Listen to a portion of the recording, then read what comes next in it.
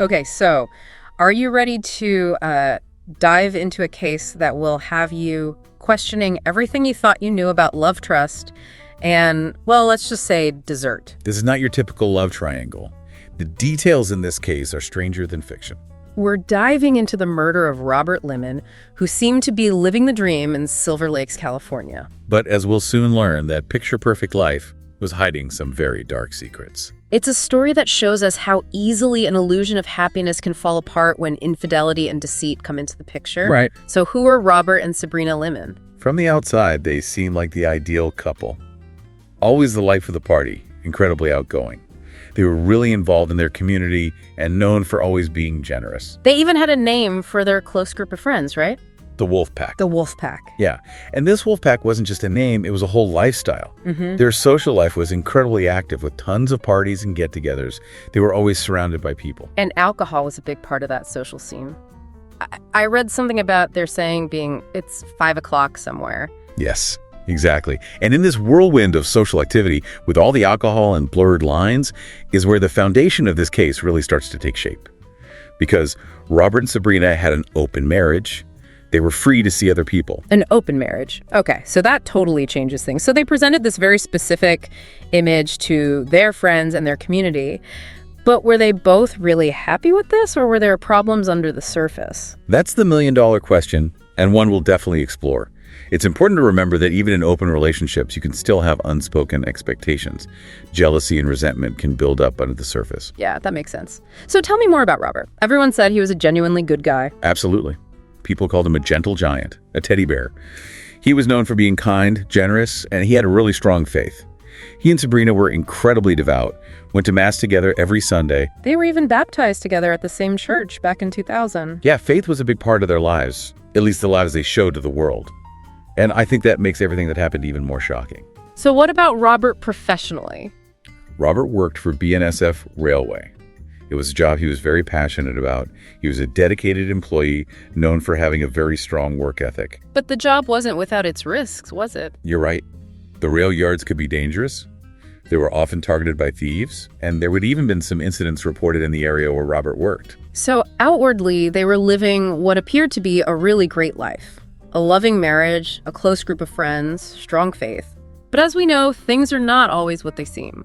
What was it like for Robert at work? Did he have enemies there? That's where it gets interesting. You see, Robert wasn't just an average guy. He was a big guy, physically imposing. And before working at the railway, he had actually worked as a bodyguard.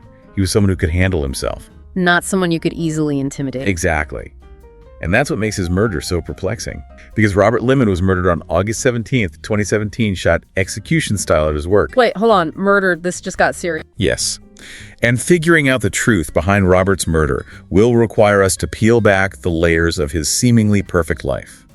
Starting with the man who would change Sabrina's life forever. Jonathan Hearn. Jonathan Hearn. Okay, so this is where things get really complicated. Tell me about him and how he fits into all of this. So Jonathan was a firefighter. He was living and working in the same town as the Lemons.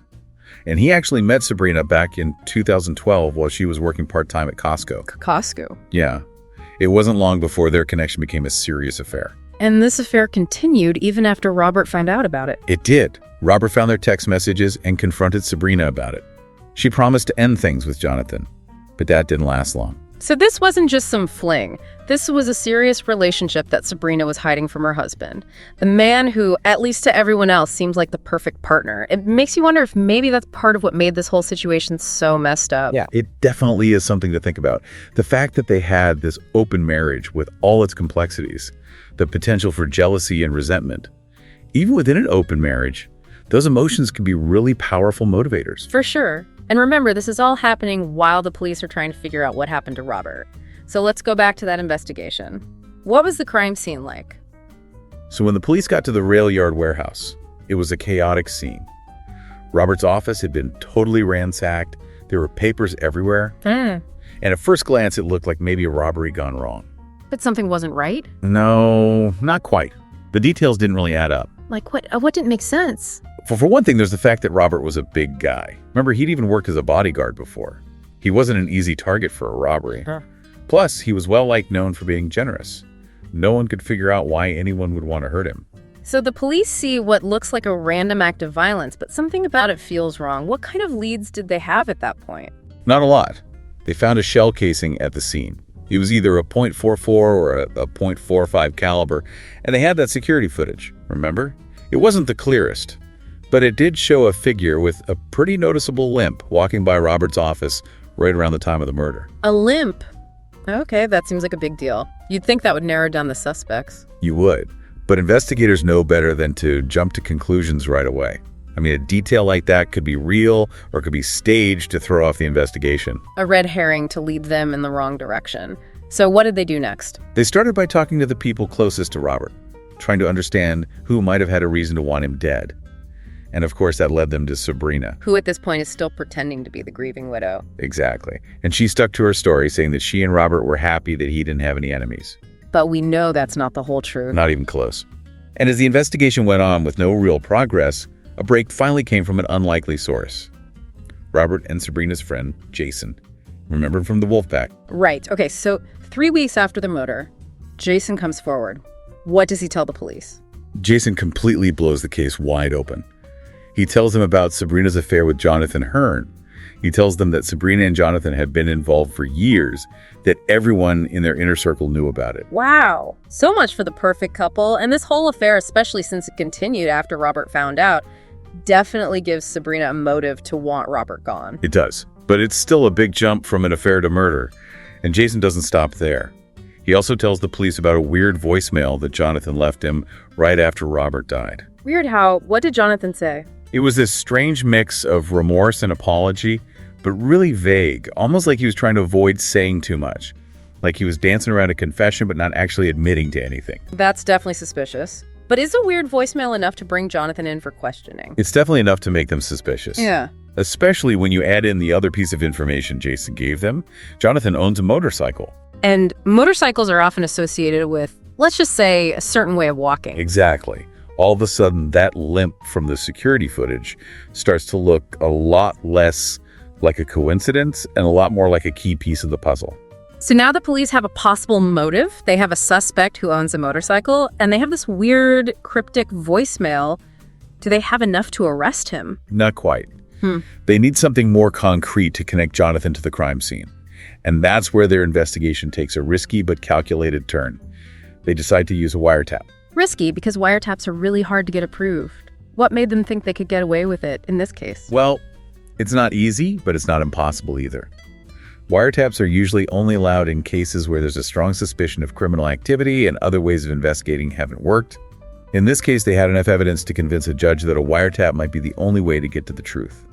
They were hoping to catch Jonathan and Sabrina saying something incriminating, something that would for sure link them to the murder. Okay, so they get the wiretap approved. How do they get Sabrina to talk? They decided to play on her fears, to make her think they were closing in on her. So they bring Sabrina in for questioning and tell her they found DNA evidence at the crime scene. But it was a lie. Yeah, it was a total bluff. But it worked perfectly. And I'm assuming Sabrina, believing that the police are about to find her out, immediately calls Jonathan. You got it. And what they hear on that call is way more revealing than they could have imagined. Okay, so the cops have Sabrina and Jonathan right where they want them. Their whole conversation is being recorded, and it's starting to show the cracks in their story. So what happens on that call? Do they confess? Not directly. They're being careful talking in this kind of coded language, but you can hear the panic in their voices. They're freaking out about the DNA evidence, trying to come up with some kind of story, but they're grasping at straws. Enough to make the police suspicious. Oh, yeah, definitely. Especially with everything else. They have Jason's story, that weird voicemail, the motorcycle. The pieces of the puzzle are starting to fit together. So did they go ahead and arrest Sabrina and Jonathan? They did. With the wiretap and everything else they'd gathered, they had enough to arrest them both. And it's during the interrogations that things take an even darker turn. Jonathan breaks. He confesses. He admits to killing Robert, just like that. Not just that. He tells this whole crazy story, claiming that Sabrina planned the whole thing. Whoa. He says she manipulated him, seduced him, convinced him that Robert had to go for them to be together. And what about that whole thing with the arsenic-laced pudding? Did Jonathan talk about that in his confession? He did. Jonathan admitted to trying to poison Robert with some banana pudding that Sabrina had made. Yeah. But it was laced with arsenic. Seriously? He said it was Sabrina's idea, that she even researched how to do it online. Hold on, they tried to poison him before the murder? That changes things. It makes it seem so much more calculated, so much more sinister. This wasn't just a spur-of-the-moment thing. This was premeditated murder. Exactly. And get this, Jonathan said that Sabrina even texted him the day of the murder, asking, "Is it done?" That's cold. So what did Sabrina say when she heard Jonathan's confession? Sabrina stuck to her guns. She denied everything. Said she was innocent the whole time. Claimed she loved Robert, that she didn't know anything about the murder, and that Jonathan was lying to save his own skin. So it's his word against hers.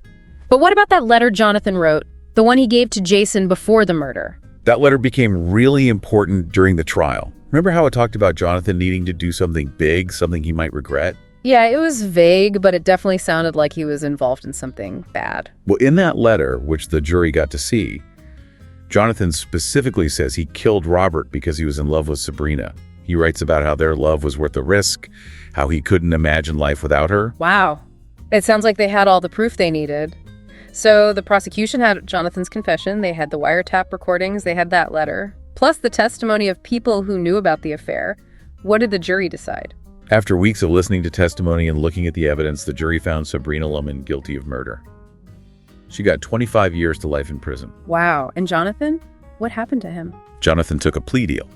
He said he was guilty of voluntary manslaughter, and in exchange, he got to avoid a longer sentence. So to make a long story short, their whole love affair landed them both in jail. It's a crazy story. Yeah. Makes you really think about love and trust and how far people will go to get what they want. It really does. This wasn't just some random act of violence. This was planned out, fueled by obsession, manipulation, and betrayal.